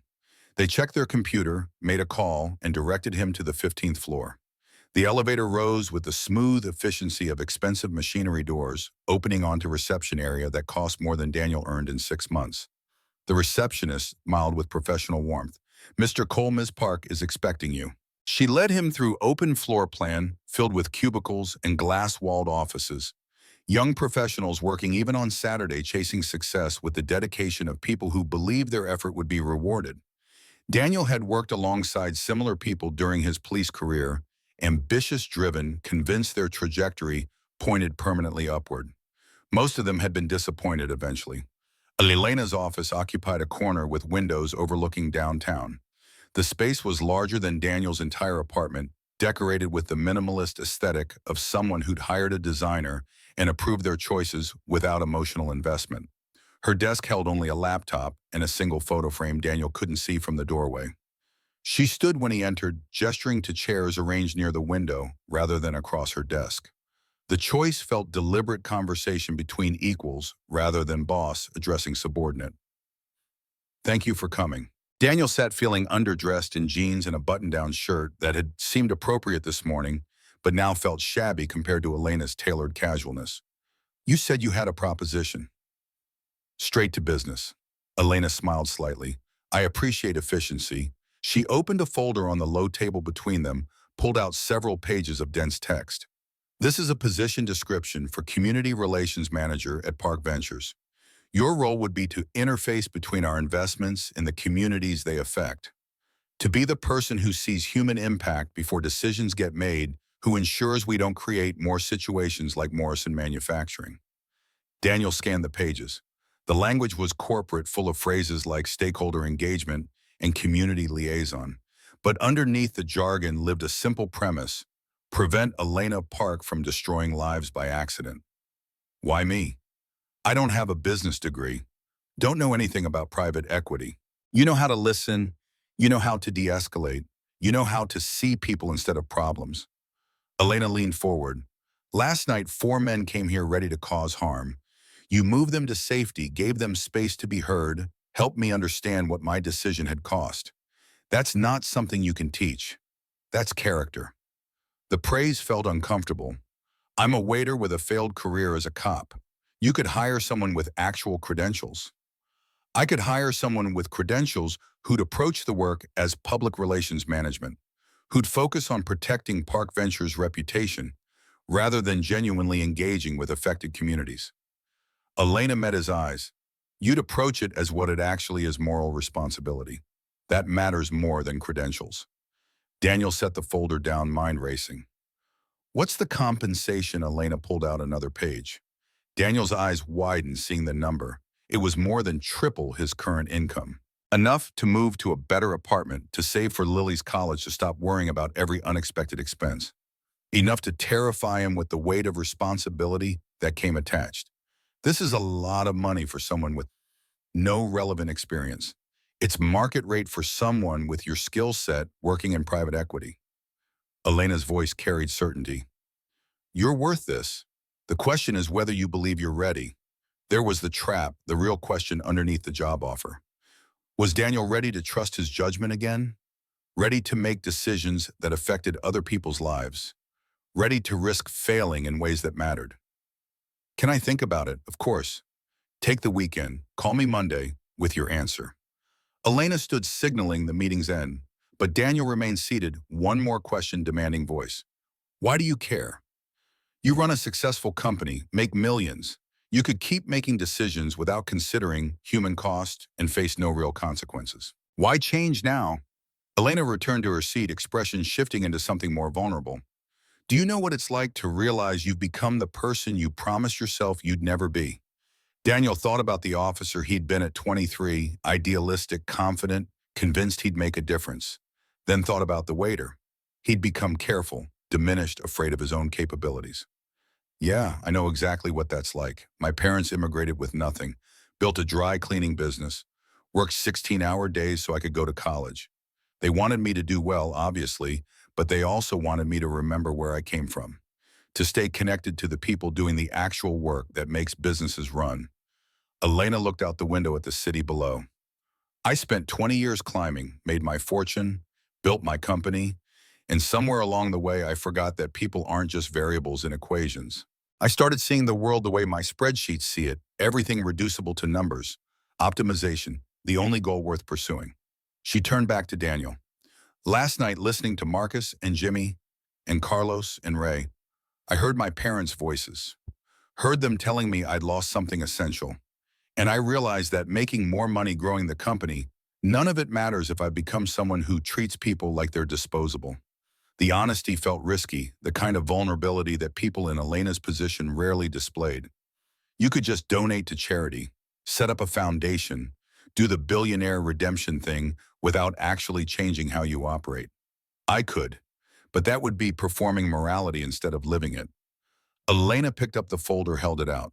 This job isn't charity. It's recognition that I need someone who will force me to see what I've been ignoring. Someone who won't let me make decisions without considering their human cost. Daniel took the folder. The weight felt symbolic: responsibility he'd been avoiding, skills he'd deliberately buried, potential that terrified him precisely because it mattered. If I take this and fail, people get hurt. If you don't take it and I make another decision like Morrison, people get hurt anyway. Elena's voice gentled.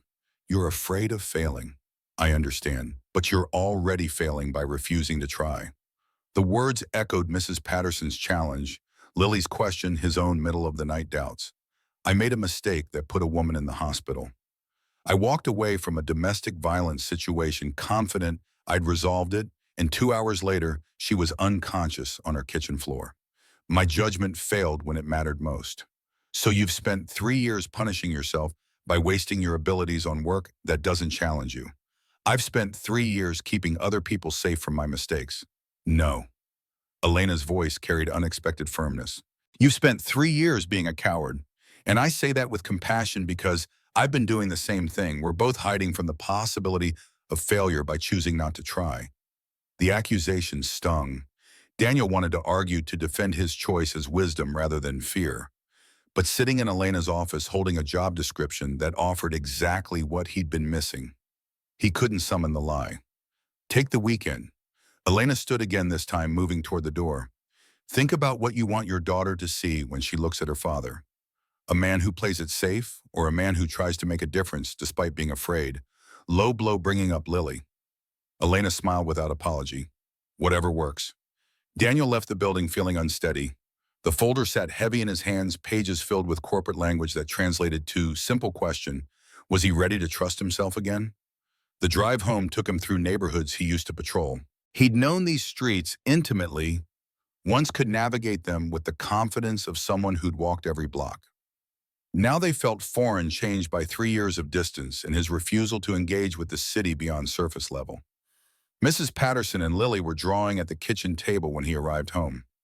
Lily looked up with a smile. How was your meeting? Good. Interesting.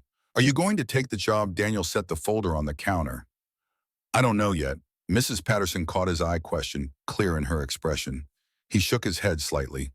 Not now, she nodded and returned attention to Lily's artwork, giving him space to process. He made dinner mechanically, pasta sauce from a jar, salad from a bag. The task required no thought, leaving his mind free to circle possibilities. The money would change their lives. Better apartment, better schools, security he'd never been able to provide. But the money came attached to responsibility that terrified him. What if his judgment failed again? What if someone trusted his assessment and got hurt because he'd missed some crucial detail? What if 3 years away from crisis intervention had dulled his instincts past the point of recovery? But what if Mrs. Patterson was right? What if hiding was teaching Lily exactly the wrong lessons about courage and resilience and what it meant to keep trying despite failure? After dinner, after Lily's bath and bedtime story, after she'd fallen asleep surrounded by stuffed animals and dreams of futures she couldn't yet imagine, Daniel sat at the kitchen table with the folder open. He read through the job description carefully, noting responsibilities that excited him and details that scared him in equal measure. His phone showed 8:30. He picked it up, opened his messages, stared at Elena's contact information. He could say yes, could walk into Park Ventures Monday morning and start using skills that mattered, could take the risk that his judgment might be trustworthy. After all, could show his daughter that mistakes didn't have to be permanent, that failure wasn't the end of trying. Or he could say no, could return to Lumiere in the safety of work that demanded nothing more than showing up and executing tasks, could keep Lily secure in the life he'd built through caution and careful choices, could avoid the possibility of catastrophic failure by refusing to put himself in position to fail. Both options felt impossible. Both options felt necessary. Daniel set the phone down without typing. The decision was too large for tonight, too weighted with implications he hadn't fully processed. He needed time, needed to think, needed to figure out whether courage and stupidity were actually different things or just the same impulse with different outcomes. He checked on Lily one final time, stood watching her sleep in the dim light from the hallway. She'd drawn another picture today, currently displayed on the refrigerator, 3 people holding hands beneath the sun, always 3, always hoping for family bigger than what they had. Maybe she was drawing prophecy instead of wishful thinking. Maybe she saw something Daniel had stopped allowing himself to imagine, a future where their life expanded beyond just survival into something approaching fulfillment. Or maybe she was just 7 and liked drawing families because that's what kids drew. Daniel returned to the kitchen table, to the folder that represented choice he couldn't avoid. The apartment felt smaller than usual, walls pressing in with the accumulated weight of 3 years spent playing it safe. Outside his window, the city continued its Saturday night rhythms, cars passing, voices, calling, lives unfolding with all their risk and possibility. Somewhere out there, people needed help he was qualified to provide. Communities faced decisions that would affect their futures. Individuals struggled with problems that required someone who knew how to listen, how to see past surface anger to underlying pain, how to create space for understanding between people who'd stopped believing connection was possible. He'd been good at that once, for Maple Street, before he'd lost faith in the judgment that made such work possible. The question Elena had posed returned with uncomfortable clarity. Was he ready to trust himself again? Daniel didn't have an answer, but sitting alone in his small apartment, holding a job description that offered everything he'd been missing and everything he feared, he realized that maybe not having an answer was itself a kind of answer. Maybe readiness wasn't something you felt. Maybe it was something you chose despite feeling utterly unready. Maybe courage was just fear that decided to try anyway. Sunday morning arrived with rain. Daniel woke to water streaming down windows, the steady percussion against glass, matching the rhythm of his unsettled thoughts. 4 a.m. and sleep had abandoned him entirely, leaving him staring at the ceiling while his mind replayed every argument for and against Elena's offer. The folder sat on his kitchen counter, where he'd left it last night, pages slightly crumpled from repeated reading. He'd memorized the job description by now. Community Relations Manager, 6-figure salary benefits that included health insurance, comprehensive enough to cover Lily's dental work he'd been postponing. The position started Monday if he wanted it. 3 days to transform from waiter to corporate employee, from hiding to visibility, from safety to risk. He made coffee in darkness, not wanting to wake Lily. The apartment felt different at this hour, suspended between Saturday's questions and Monday's demands. Through the thin walls, he heard Miss Patterson's television playing Korean news, her insomnia matching his own. The building held other lives, other people making their own impossible choices in the small hours when defenses dropped and truth became unavoidable. His phone glowed on the counter. No new messages. Elena hadn't pushed for an answer, hadn't followed up with pressure or persuasion. The silence felt intentional, giving him space to decide without influence. But the space also felt like void, absence of external direction, forcing him to locate his own compass. What did he actually want? Not what was safe, not what was logical, but what did Daniel Cole want from the life he was building? The question should have been simple. Instead, it opened into complexity he'd been avoiding for 3 years. He'd told himself he wanted stability for Lily's security in a world that offered none reliably.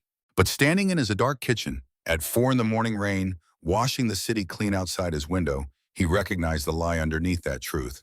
He'd wanted safety for himself, wanted to avoid the possibility of catastrophic failure by refusing to put himself in positions where failure mattered. Lily had been his justification, his noble excuse for cowardice that looked responsible when examined from certain angles. Mrs. Patterson's words returned, "That child needs to see her father be brave, not careful, brave." But bravery required confidence. Daniel had lost, required trusting judgment he'd proven unreliable, required believing that his instincts, which had failed so absolutely on Maple Street, might actually be trustworthy in situations that mattered. The memory surfaced again, uninvited. That house, that woman's face, the confidence he'd felt walking away. He'd been so certain he'd read the situation correctly, that so assured his intervention had resolved the immediate danger. The husband had left. The wife had his card. The system had functioned exactly as designed. Except the system's design hadn't accounted for a man who'd return once witnesses left, who'd escalate from words to violence in the privacy created by false security. Daniel's confidence had blinded him to possibilities his training should have flagged. He trusted his assessment, and a woman paid the price. That failure should have taught him humility. Instead, it had taught him paralysis. The rain intensified, drumming harder against windows. Daniel poured more coffee he didn't need and returned to the folder. He read through the position description again, this time focusing on specifics he'd skimmed earlier.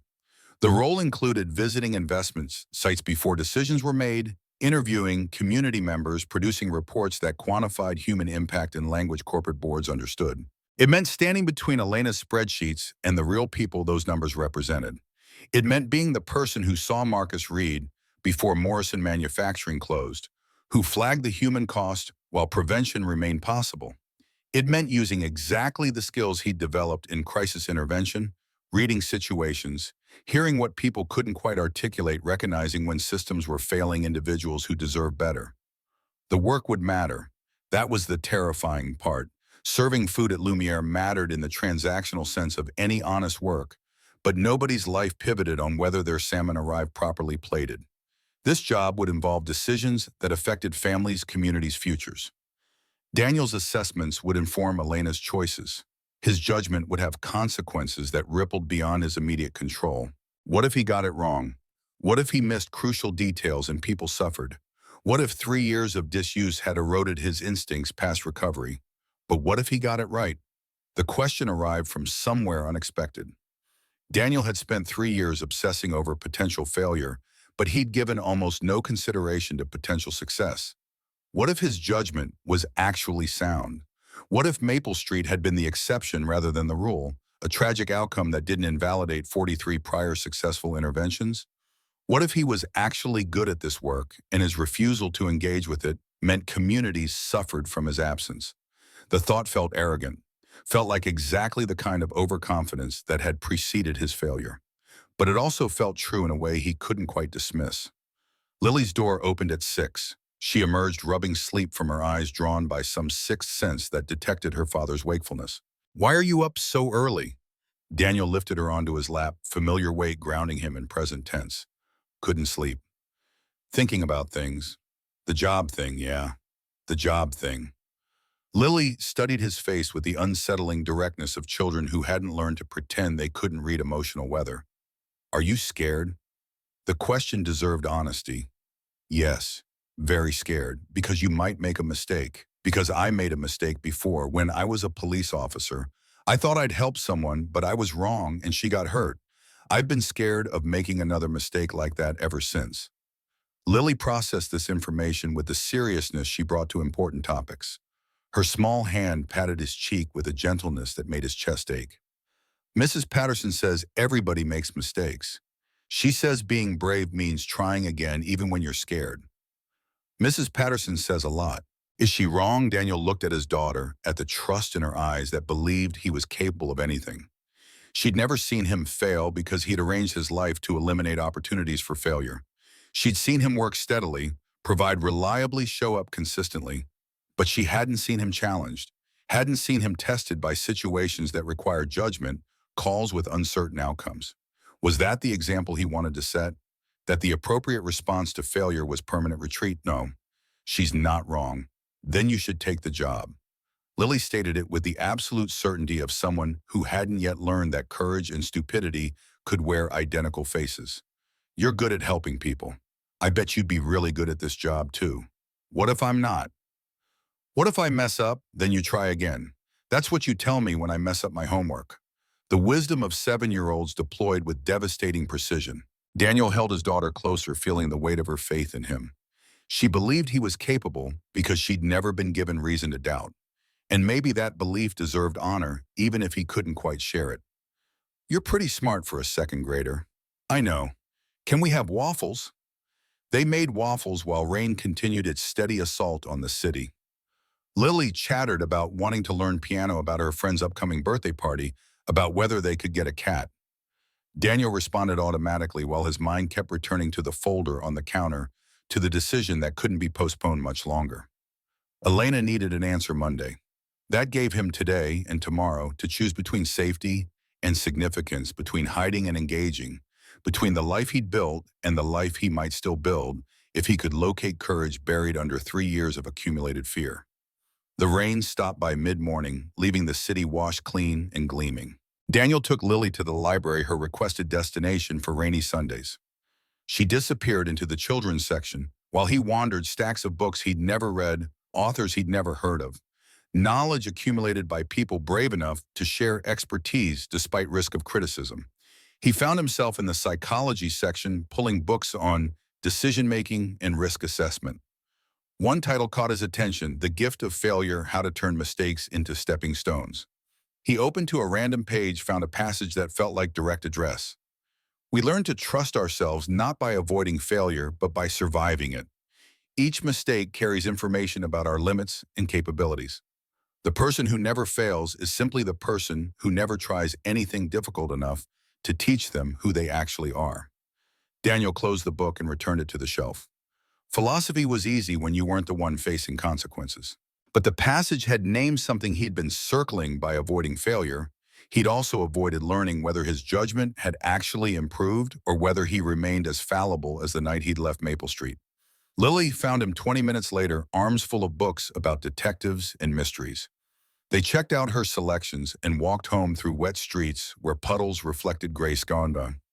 Other families navigated similar Sunday routines, grocery shopping, park visits, the mundane architecture of stable lives. Daniel felt separate from them, suspended in liminal space between one life and another, unable to fully inhabit either until he made the choice he'd been avoiding. His phone buzzed at 2 p.m. and text from Marcus Reed, met with Park Ventures assistant this morning. Intake scheduled for tomorrow. Jimmy and Carlos going too. Ray's still thinking about it. This really happening, or are we dreaming? Daniel typed back. No, it's happening. Elena keeps her promises.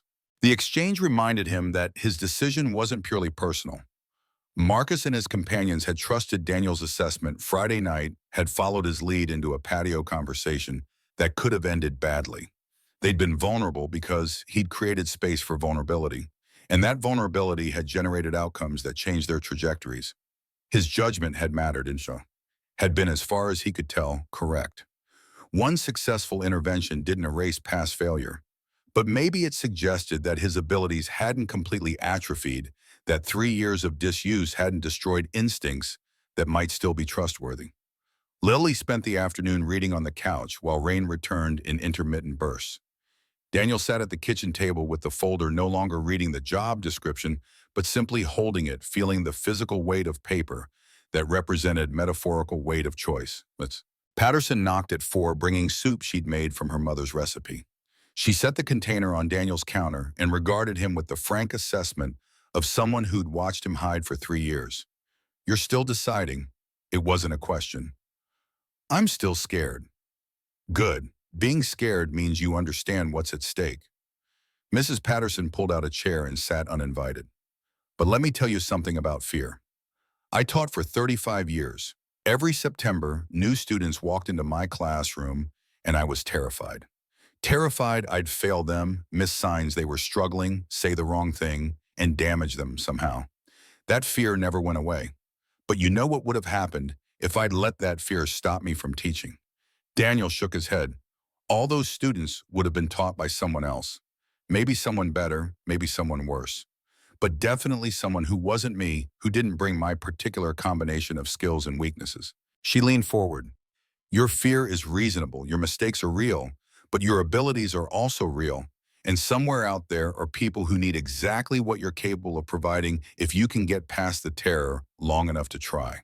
What if I fail again? Then you fail. You learn from it. You try again. That's how humans work. We're not meant to be perfect. We're meant to keep trying, despite imperfection.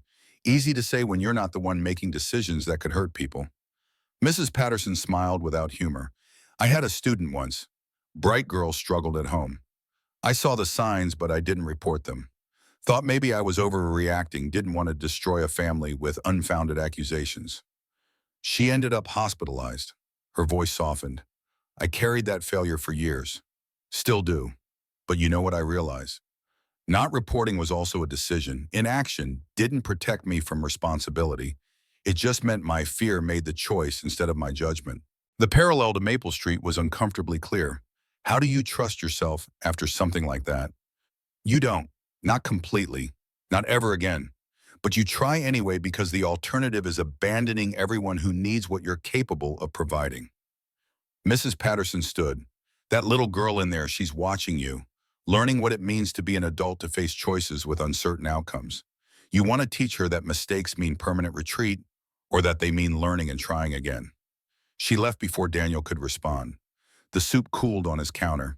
Lily remained absorbed in her book. The apartment felt smaller than usual, walls pressing in with accumulated weight of decisions postponed. Daniel pulled out his phone, opened his messages, stared at Elena's contact information. He could keep stalling, could use every minute until Monday morning to avoid choosing.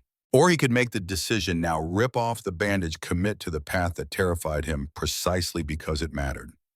His fingers moved before conscious decision caught up. I don't need the weekend. My answer is yes. He hit send before fear could intervene. The message showed as delivered, then read. Three dots appeared indicating Elena was typing. They disappeared. Reappeared. The response arrived. Welcome to Park Ventures. My assistant will contact you Monday morning with onboarding details. Thank you, Daniel, for trusting yourself, for giving me a chance to do better. I won't waste either. Daniel set the phone down with hands that trembled slightly. Done. Committed. No retreating now without consequences he couldn't accept. The relief he'd expected didn't arrive, replaced instead by surging anxiety that screamed all the ways this could fail. But underneath the anxiety lived something he hadn't felt in 3 years' anticipation. Nervous energy that wasn't purely fear. The sensation of standing at a threshold, looking forward instead of backward, imagining futures that involve growth instead of just survival. Lily looked up from her book. Did you decide? Yeah, I'm taking the job. She launched herself from the couch into his arms with the full-body enthusiasm of someone for whom celebration required no moderation. I knew you would. You're going to be so good at it. Her certainty felt simultaneously comforting and terrifying. She believed in him completely because she'd never seen him fail in ways that mattered. That faith deserved protection, even as it created pressure he wasn't sure he could meet. They ordered pizza for dinner, a celebration Lily insisted was necessary for important decisions. She chattered through the meal about how proud Mrs. Patterson would be, about whether his new job meant they could get a cat about if he'd have to wear a suit every day. Daniel answered questions while his mind raced forward to Monday, to walking into Park Ventures as an employee, rather than a visitor to meetings and responsibilities and decisions that would test whether his judgment deserved the trust Elena was placing in it. After Lily went to bed, Daniel stood at her doorway watching her sleep. The drawing on her wall showed 3 people holding hands, the family she kept imagining into existence. Maybe she'd been right all along. Maybe their family was about to grow, not through addition of people, but through expansion of possibility, through his willingness to re-engage with work that mattered. He checked his phone one final time. Message from Marcus. Heard you took the job. Smart move. See you around Park Ventures. Another from Sarah at Lumiere, Mr. Laurent's, asking if you were working Friday. Everything okay, Daniel typed responses, explaining he'd be giving notice, thanking her for 3 years of solid partnership. The messages felt like severing connections to a life he'd outgrown, stepping away from safety into uncertainty that promised meaning if he could withstand the risk. The city glowed outside his window, millions of people navigating their own impossible choices, building lives from decisions that felt inadequate, even as they shaped everything that followed. Daniel had spent 3 years convinced his judgment couldn't be trusted, that his instincts had been revealed as fundamentally flawed. But maybe judgment wasn't binary. Maybe it was probability, getting things right more often than wrong, learning from mistakes without letting them define capacity entirely. He'd failed once catastrophically, but he'd succeeded 43 times before that, and possibly once more on Friday night, when he'd prevented 4 desperate men from destroying their futures along with their present circumstances. The mathematics suggested competence despite imperfection. Or maybe he was just rationalizing fear into courage, transforming terror into action through linguistic sleight of hand that would collapse under scrutiny. Either way, the choice was made. Monday, he'd walk into Park Ventures and discover whether his abilities matched the opportunity, whether his judgment deserved the trust Elena had placed in it, whether 3 years of hiding had preserved his instincts or simply delayed inevitable recognition that he'd never been as capable as he'd believed. Daniel returned to the kitchen, to the folder that had consumed his weekend. He closed it finally, decision made, anxiety giving way to exhausted acceptance. Sleep would come eventually. Monday would arrive regardless. The work would test him in ways he couldn't predict. But for now, in his small apartment, with his daughter sleeping safely down the hall, he allowed himself a moment of quiet pride. He'd been brave. Not confident, not certain, but brave enough to try, despite being terrified. That counted for something. Maybe it counted for everything. The rain had stopped completely by the time Daniel finally slept. Morning would bring sunshine, a new week, a transformed life. He'd chosen growth over safety, significance over comfort, and engagement over hiding. The consequences would unfold in their own time, teaching him who he actually was when tested by work that demanded his best judgment. He'd be ready, or he wouldn't. But at least he'd be trying. That was enough. For tonight, that was more than enough.